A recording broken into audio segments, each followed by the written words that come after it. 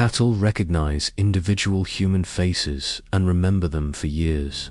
They form best friendships with specific herd members and experience measurable stress-elevated cortisol, increased heart rate when separated from them. These aren't anthropomorphic projections. They're findings published in peer-reviewed journals like Applied Animal Behavior Science. 33 million cattle move through America's industrial system annually. That's 90,000 every single day. 1 every second. What you're about to learn will challenge assumptions about where food comes from and what it costs to produce it. If this resonates with you, hit subscribe and share this video. What you're about to see matters. In natural conditions, cattle give birth alone or with trusted herd members nearby. The cow licks her calf immediately, a behavior that stimulates breathing, circulation, and neurological development. Maternal bonds form in the first 5 minutes through oxytocin release, the same hormone that bonds human mothers to infants. The calf nurses within an hour. That first milk colostrum contains antibodies the calf cannot produce yet. In natural settings, nursing continues for 9 to 12 months, while the calf gradually transitions to grazing. Modern dairy operations follow a different protocol. In industrial dairies, calves are separated from mothers within 24 to 72 hours. The cow bellows sometimes for days, searching for offspring that will never return. Cortisol levels spike dramatically in both animals during separation, a physiological signature researchers describe as consistent with trauma response. The calf is moved to individual housing. No herd, no maternal contact, fed milk replacer from buckets, nutritionally adequate but delivered without the warmth, movement, or social interaction that evolution programmed the animal to expect. Female calves become replacement dairy cows. Males, having no value in milk production, enter the veal system or are raised for beef. But before we reach that junction, consider what these animals were engineered to become. A dairy cow in 1950 produced 2,300 kilograms of milk annually. Today's Holstein produces over 10,000 kilograms more than quadruple. This isn't evolution. It's selective breeding, prioritizing production over physiology. The result, bodies designed to function as biological factories. Udders 10 times larger than their ancestors carried. Metabolic systems pushed beyond what natural selection would permit. Dairy cattle today reach physical exhaustion by age 4 or 5, roughly a quarter of their natural lifespan. The science reveals what behavior might hide. These animals' bodies show inflammatory markers, joint deterioration, and metabolic stress measurable through blood chemistry. It's not speculation, it's veterinary documentation. Meanwhile, beef cattle follow separate pathways.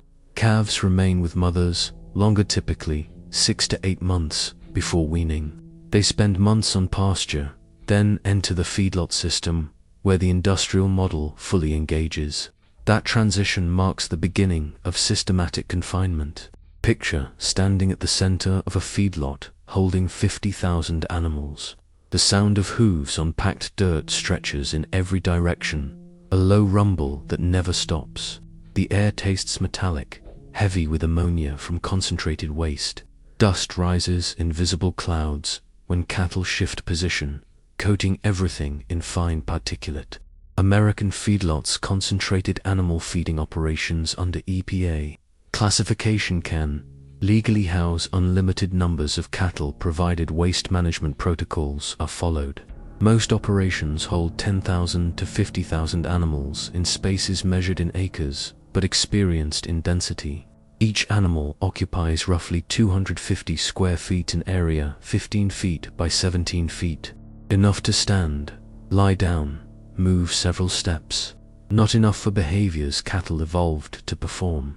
Extended grazing, social hierarchy, navigation, exploration across varied terrain. Cattle in natural settings walk several miles daily while grazing. In feedlots, movement is minimal. There's no need. Feed arrives in concrete troughs twice daily. The diet consists of grain, primarily corn, soy, and supplements designed for rapid weight gain. This is where genetic manipulation meets chemical reality. Cattle stomachs evolved for fibrous grasses processed through rumination, complex fermentation, requiring specific bacteria and pH levels. The starch-heavy feedlot diet forces biological systems into configurations they weren't designed to handle. But there's a paradox here that reveals something deeper about industrial thinking. Cattle are intensely social animals, with documented hierarchical structures. Research published in Applied Animal Behavior Science shows they maintain stable friendships, recognize over 100 individual bovines, and experience stress when social bonds are disrupted. In feedlots, cattle are constantly regrouped by weight class for processing efficiency. Every few weeks, bonds are severed, hierarchies collapse, and animals must re-establish social structures from scratch. It's not physical confinement alone, it's systematic disruption of the social architecture their neurology requires. There's another cost rarely calculated. A single beef cow produces 10 times the waste of a human. 50,000 cattle generate waste equivalent to a city of 500,000 people, but without municipal sewage treatment.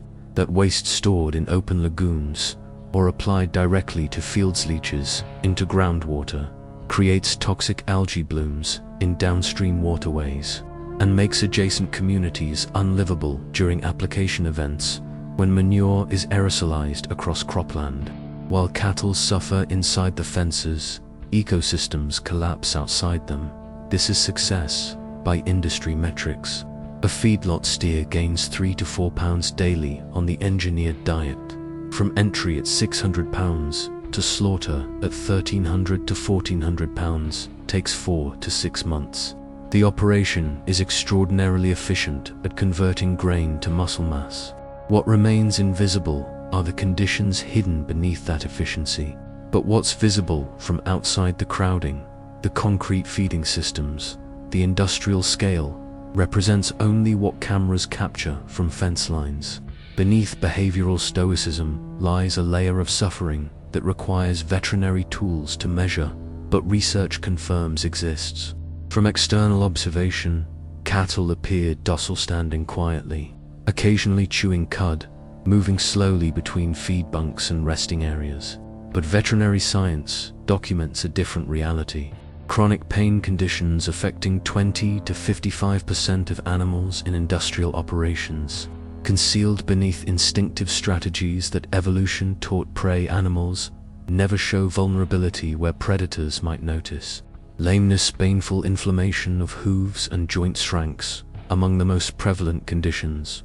Research in the Journal of Dairy Science found that 25 to 55% of dairy cattle experience some degree of lameness, causing them to shift weight constantly, move with visible reluctance, and favor certain legs over others.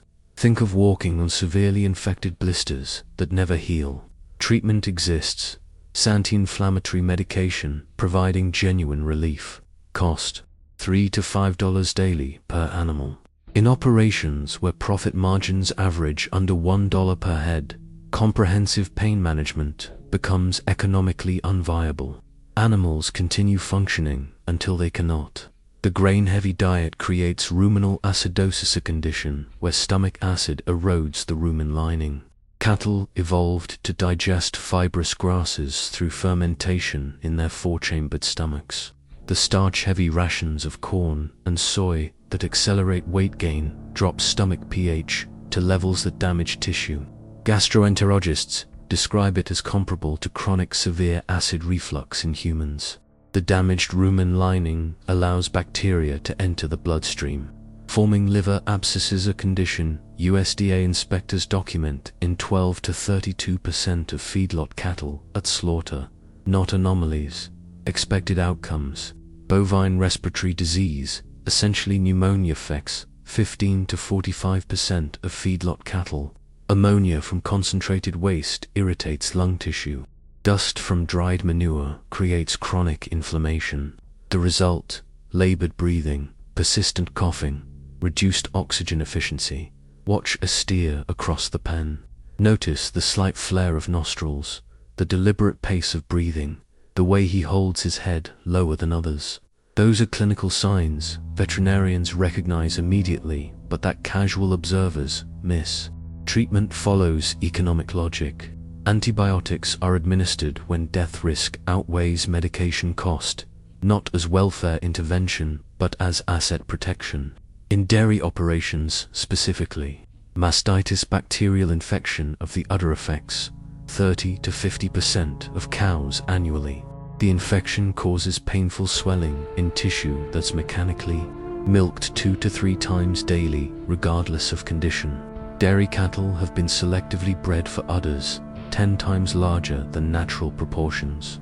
When infected, the milking process that continues without exception becomes a source of repeated pain.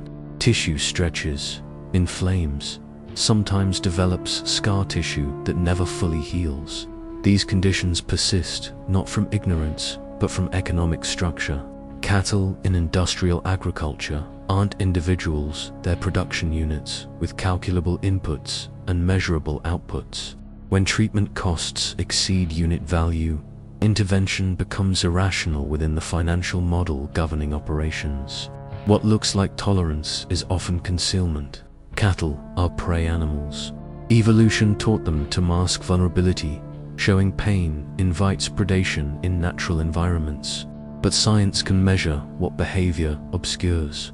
Cortisol levels indicating chronic stress, heart rate variability consistent with pain response, inflammatory markers in blood chemistry. The physiological signatures are unambiguous.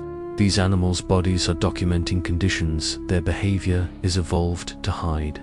These conditions, the chronic lameness, the acid-damaged digestive systems, the compromised respiratory function constitute the baseline. This is normal before transport begins. When trucks arrive at feedlot gates around 3 a.m., they're not loading healthy animals toward an unfortunate necessity. They're loading animals already enduring systematic suffering that research documents and economics explains.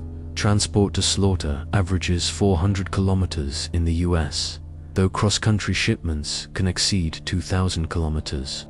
Federal law mandates rest stops every 28 hours, though exemptions exist and enforcement varies.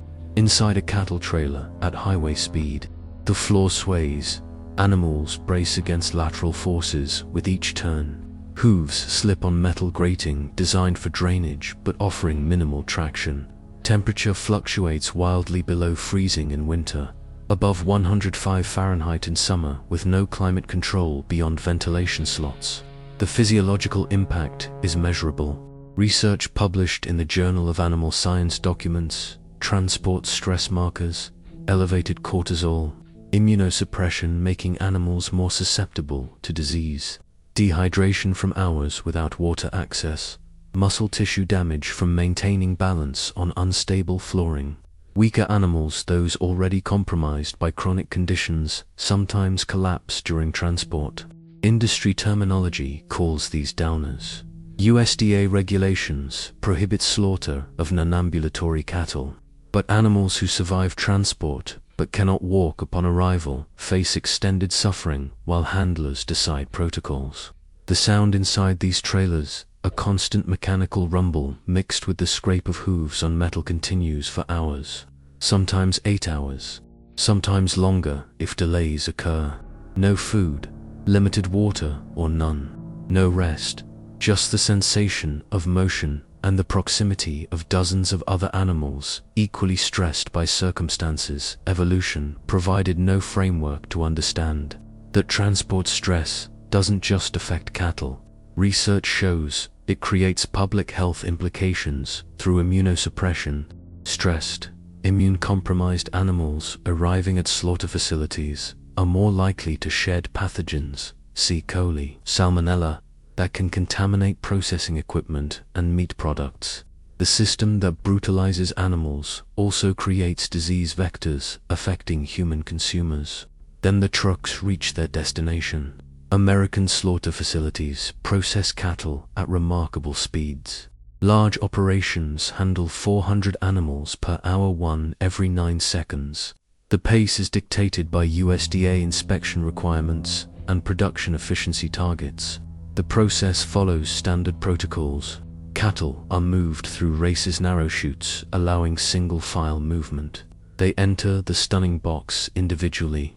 The standard method is captive bolt, stunning a pneumatic device that fires a steel bolt into the brain, rendering the animal unconscious.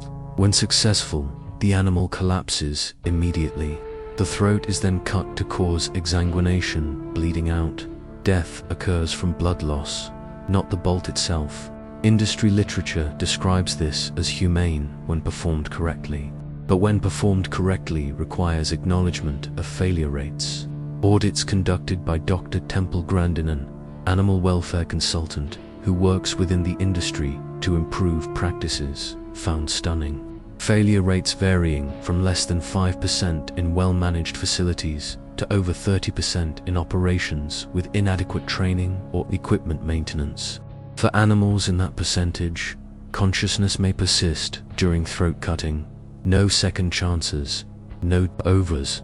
Federal regulations exist governing slaughter procedures. The Humane Methods of Slaughter Act requires animals be rendered insensible to pain before cutting, but enforcement depends on USDA inspectors. Facilities process hundreds of animals hourly, and economic pressures prioritize speed over verification. The workers performing this labor face their own challenges. Slaughterhouse employment ranks among the most dangerous occupations in America, with injury rates 2.5 times the national average. Many workers are undocumented immigrants afraid to report unsafe conditions. Repetitive motion injuries are endemic. Post-traumatic stress rates among slaughter workers parallel those of combat veterans. The system that treats animals as production units often treats human workers similarly expendable components in an industrial process optimized for throughput and profit margins. What happens after death deserves its own examination. The beef industry spends $10.8 million annually on federal lobbying, more than the entire fruit and vegetable industry combined. That figure comes from publicly available open secrets, data tracking, lobbying expenditures. Additionally, American taxpayers contribute $38 billion annually in subsidies to animal agriculture through various programs: crop insurance for feed production, grazing permits on federal land, agricultural research funding. Meanwhile, fruit and vegetable farmers receive $17 million, 0.04% of that amount. For an industry generating $400 billion annually, each percentage point of consumption decline represents $4 billion in lost revenue. That creates structural incentive for message control, narrative management, and suppression of information that might influence consumer behavior. This isn't speculation about malicious intent. It's rational economic behavior within capitalist frameworks. Industries protect revenue streams. The question isn't whether they do this, it's documenting how. 8 U.S. states have enacted ag laws criminalizing undercover documentation of farming operations. These laws, some struck down by courts as unconstitutional violations of free speech. Others, remaining in effect, explicitly prohibit filming or photography at agricultural facilities without permission. Industry groups describe these laws as protecting private property and biosecurity. Legal challenges argue they're designed to prevent public awareness of standard practices that, while legal, would disturb consumers if widely known. The language itself reveals strategy. The industry doesn't call slaughter facilities slaughterhouses. They're processing plants or protein production facilities. Cattle aren't killed, they're harvested.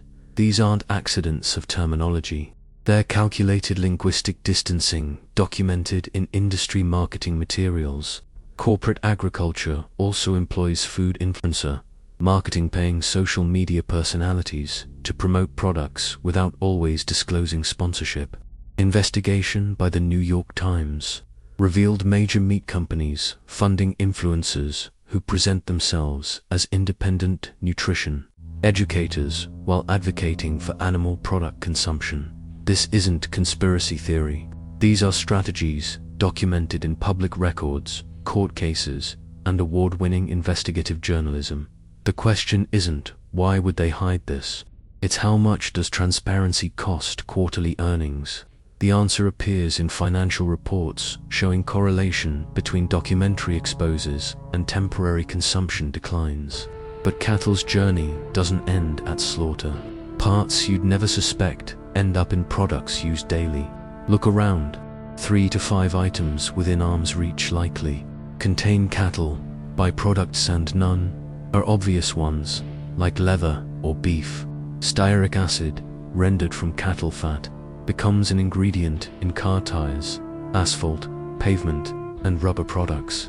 That tire on your vehicle, it contains tallow derivatives that improve rubber flexibility. Collagen extracted from cattle bones and connective tissue gets processed into gelatina component in pharmaceutical capsules. Gummy vitamins, marshmallows, and photographic film. Check your medicine cabinet. Many gel-coated supplements you thought were vegetarian contain bovine gelatin. Bone char cattle bones burned at high temperatures, used in sugar refining to achieve pure white color. Most cane sugar in America passes through bone char filtration. That white sugar in your coffee may have passed through cattle bones. Cattle heart valves are transplanted into human cardiac surgery patients. Bovine tissue compatibility with human cardiovascular systems makes these valves preferable to synthetic alternatives for certain conditions. Even cattle blood gets process trended into fertilizers, used as feed additives for other livestock, or processed into blood meal products appearing in unexpected places. The cognitive dissonance is striking. Someone might avoid beef for ethical reasons while unknowingly using insulin derived from cattle pancreases, consuming vitamins with bovine gelatin capsules, or eating sugar processed through bone char. The animal's presence in modern life extends far beyond the meat counter. Cattle byproducts permeate industrial processes, pharmaceutical manufacturing, food production, and consumer goods in ways deliberately obscured by processing complexity and supply chain opacity. When people say, "I could never give up cheese," or "I need meat for protein," they're often unaware they're already consuming cattle products in forms they'd never recognize. The system is designed for that ignorance. 33 million cattle annually move through this system, from engineered birth through confinement and chronic pain to slaughter and disassembly into hundreds of products most consumers never associate with living animals. But this isn't inevitable. It's a system humans created, and systems can change. This isn't just animal welfare, it's your health. Antibiotic resistance from agricultural overuse threatens medical effectiveness. Environmental degradation from concentrated animal waste affects water, air, and climate stability. Economic subsidies distort markets, making plant-based proteins artificially expensive while hiding the true cost of animal products. Every food choice is a vote. Every dollar spent signals demand. The industry responds to one thing above all else: profit. When consumption declines, production follows. Alternatives exist. Plant-based proteins have never been more accessible, affordable, or nutritionally complete. Sanctuaries demonstrate cattle living in conditions where chronic pain isn't baseline, where behavior matches biology, where animals experience something beyond systematic suffering. The vegan movement grows annually not from judgment or moral superiority, but from information, from seeing systems clearly and choosing differently. If what you've learned here matters, share this video. Subscribe for investigations into other species and other countries. Have conversations. Ask questions. Examine assumptions. The animals cannot speak, but the science speaks volumes. The documentation exists. The reality is available to anyone willing to look. You know now. What you do with that knowledge, that's where change begins.